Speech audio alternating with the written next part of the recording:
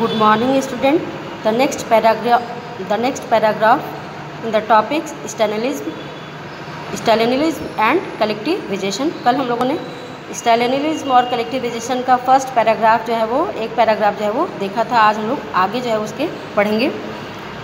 What followed was Stalin's collectivization programs from 1929। इसके बाद Stalin का जो है कलेक्टिविजेशन यानी कि सामूहिकीकरण का प्रोग्राम जो है वो 1929 में शुरू हुआ। The party forced all peasant to cultivate in collective farms kolkhoz, और पार्टी के द्वारा सारे किसानों को, जो सारे पीजेंट्स थे, उनको फोर्स किया गया, उनको बाध्य किया गया कि जो कलेक्टिव फॉर्म्स कोलखोज है यानी कि जो सामूहिक खेत है जिसको कोलखोज कहा गया, उस पर जो है वो एग्रीकल्चर करें। यानी कि सारे किसानों को ये फोर्स किया गया, बाध्य किया गया कि कलेक्टिव फार्म कोलखोज पर वो एग्रीकल्चर करें। The bulk of the land and implements were transfer to the ownership of the collective farms, और उनकी जो ज़मीनें थी और जो उनके इम्प्लीमेंट्स थे यानी कि उनके जो कहा जाए कि इक्विपमेंट यानी कि एग्रीकल्चर में काम आने वाले जो उपकरण थे, औजार थे, उन सभी को जो कोलखोज था उसको सौंपने के लिए, उसकी ओनरशिप में देने के लिए जो है वो कहा गया। प्रॉफिट वॉज शेयर्ड, और जो है इसके बाद उस कलेक्टिव फार्म यानी कि कोलखोज पर जो एग्रीकल्चर होगा, जो उससे collective farms peasants work on the land and the kolkhoz profit was shared. और पीजेंट्स सारे पीजेंट्स जो हैं, जो कलेक्टिव फार्म कोलखोज था उस पर एग्रीकल्चर का काम जो है वो करते थे, और उससे जो प्रॉफिट होता था उस प्रॉफिट को इन सारे पीजेंट्स में शेयर जो है वो कर दिया जाता था, डिवाइड जो है वो कर दिया जाता था। Enraged peasants resisted the authorities and destroyed their livestock। और इस बात से किसान जो थे वो क्या थे, नाराज़ थे। पीजेंट्स जो थे वो नाराज़ थे, और इनके द्वारा अपने जानवरों को, अपने जो उनके कहा जाए कि उनके जो लिव स्टॉक थे यानी कि एनिमल जो थे, उनको उन लोगों के द्वारा डिस्ट्रॉय करना जो है वो शुरू कर दिया गया, मारना जो है वो शुरू कर दिया गया। Between 1929 and 1931 the number of कैटिल fail by 1/3, और 1929 से 1931 के बीच कैटिल की जो संख्या थी, जो पॉपुलेशन थी, वो घट करके 1/3 जो है वो रह गई। Those who resisted collectivization were severely punished.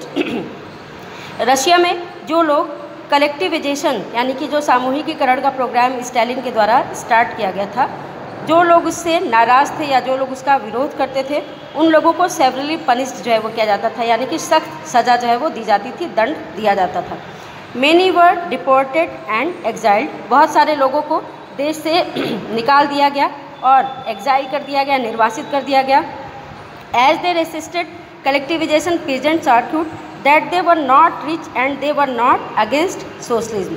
जो किसान या जो पीजेंट्स कलेक्टिविजेशन के प्रोग्राम से नाराज़ थे, गुस्साए थे, उन लोगों का कहना ये था कि वो ना तो धनी हैं, ना ही रिच हैं, और ना ही वो सोशलिज्म के अगेंस्ट हैं।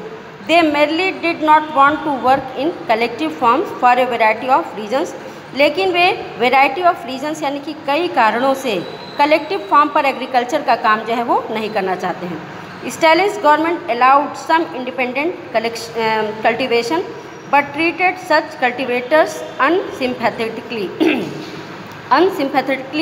तो स्टालिन गवर्नमेंट के द्वारा ऐसा नहीं था कि इंडिपेंडेंट जो पीजेंट्स थे उनको एग्रीकल्चर करने की परमिशन जो है वो नहीं थी।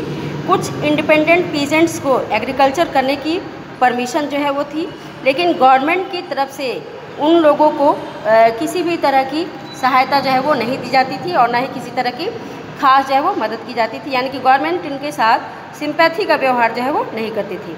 In spite of collectivization production did not increase immediately.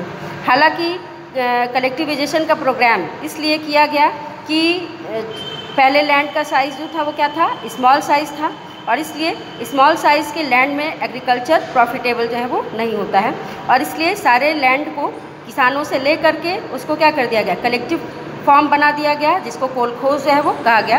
तो कलेक्टिविजेशन के प्रोग्राम के बाद भी रशिया में जो फूड ग्रेन का प्रोडक्शन था उसमें इमिडिएटली कोई इंक्रीज़ जो है वो नहीं हुआ, कोई बढ़ोतरी जो है वो नहीं हुई। In fact the bad harvest of 1930-1933 led to one of the most devastating famines in Soviet history when over 4 million died. और वास्तव में रशिया में जो है 1930 और 1933 के बीच में जो है एग्रीकल्चर का प्रोडक्शन जो है वो क्या हुआ, बहुत ही कम हुआ, यानी कि खेती बहुत जो है वो ख़राब हुई। और इस वजह से जो है वहाँ पर क्या हुआ, बहुत ही एक भयानक अकाल जो है वो पड़ा, डिवास्टेटिंग फैमिन्स जो है वो रशिया के इतिहास का सबसे कहा जाए सोवियत हिस्ट्री का सबसे भयानक फैमिन जो है वो पड़ा, जिसकी वजह से वहाँ पर 4 मिलियन लोग यानी कि लगभग 40 लाख लोग जो है वो मारे गए। Many within the party criticized the confusion in industrial production under the planned economy and the consequences of the collectivization. Many within the party criticized the confusion in industrial production under the planned economy and the consequences of collectivization. Party के अंदर भी यानी कि Bolshevik party के अंदर भी जो planned economy थी, प्लान्ड इकोनॉमी के अंतर्गत जो इंडस्ट्रियल प्रोडक्शन में कन्फ्यूज़न जो है वो क्रिएट हो रहा था, कन्फ्यूज़न जो पैदा हो रहा था, और जो कलेक्टिविजेशन का रिजल्ट था यानी कि सामूहिकीकरण का जो कंसिक्वेंसेस थे उसको क्रिटिसाइज़ करने में जो है वो लगे थे। यानी कि बोल्शेविक पार्टी के अंदर भी बहुत से ऐसे लोग थे जो कि प्लान्ड इकोनॉमी के अंतर्गत जो इंडस्ट्रियल प्रोडक्शन के बारे में जो कन्फ्यूजन जो क्रिएट हो रहा था और साथ ही कलेक्टिविजेशन के जो कंसिक्वेंसेस थे उनकी आलोचना जो है वो करने लगे थे। स्टालिन एंड हिज सिंपैथेसाइजर्स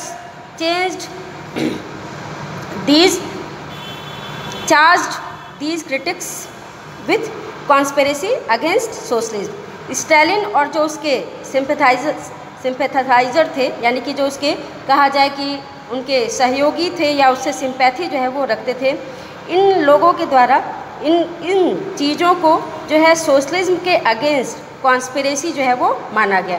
यानी कि ये जो आलोचनाएं की जा रही थी, जो क्रिटिसिज्म किया जा रहा था, जो इंडस्ट्रियल प्रोडक्शन के बारे में कन्फ्यूज़न जो क्रिएट हो रहा था और कलेक्टिविजेशन के जो कॉन्सिक्वेंसेस से इनकी जो आलोचना जो है वो की जा रही थी, क्रिटिसाइज जो है वो किया जा रहा था, तो स्टालिन और जो उनके सिंपैथेसाइजर्स थे यानी कि जो उनके सहयोगी थे, जो उनसे कहा जाए कि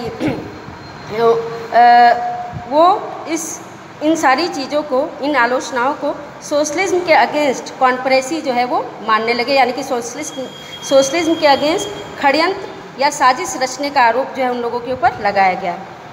accusation were made throughout the country and by 1939 देश में बहुत सारे लोगों पर इसी तरह के आरोप जो है वो लगाए गए और 1939 तक और 1939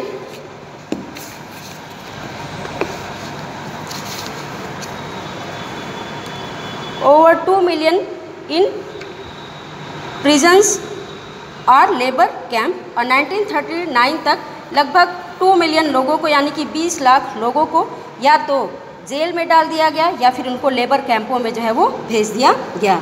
most were innocent of the crimes but no one spoke for them. इनमें से बहुत सारे जो लोग थे वो क्या थे, निर्दोष थे, यानी कि उन्होंने कोई अपराध जो है वो नहीं किया था, लेकिन उनकी सुनने वाला जो है वो कोई नहीं था। A large number were forced to make false confession under torture and were executed, several among them were talented professional. और बड़ी संख्या में लोगों से जो है कन्फेशन लेटर जो है वो लिखवाया गया, फॉल्स कन्फेशन लेटर जो है वो लिखवाया गया, यानी कि गलत कन्फेशन लेटर जो है वो लिखवाया गया कि जो है उन्होंने समाजवाद के विरुद्ध यानी कि सोशलिज्म के अगेंस्ट कॉन्स्पिरेसी में जो है वो पार्टिसिपेट जो है वो किया है और इस बेस पर उन लोगों को जो है फांसी की सज़ा जो है वो दे दी गई, मार जो है वो दिया गया। और जिन लोगों को मारा गया उसमें से बहुत सारे लोग जो थे वो क्या थे, टैलेंटेड प्रोफेशनल्स थे, यानी कि बहुत सारे लोग जो थे वो क्या थे, प्रतिभावान व्यक्ति जो है वो थे, यानी कि बहुत ही टैलेंटेड थे।